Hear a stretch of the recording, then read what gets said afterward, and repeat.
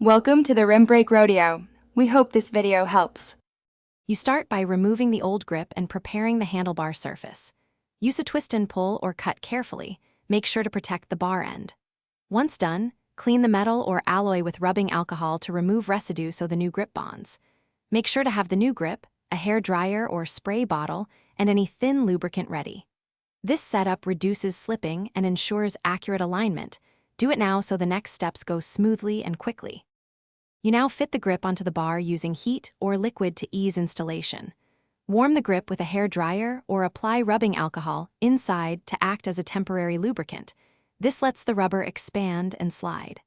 Align the grip's pattern and marks with the brake lever or throttle for ergonomics.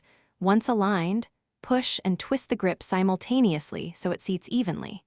Make sure to work from the inner edge outward. Steady pressure prevents bunching and ensures correct orientation for control. You finish by securing and checking the grip for final fit. Allow any alcohol to evaporate or the rubber to cool so it contracts and grips the bar. If necessary, fasten with a small clamp, adhesive, or a dot of superglue at the seam. Trim any excess and insert the bar end plug, then test for rotation and comfort. If the grip slips later, remove it and add thin adhesive or double-sided grip tape. Then reseat. This fixes most alignment and slipping problems quickly. Thanks for watching. Consider subscribing if we helped you.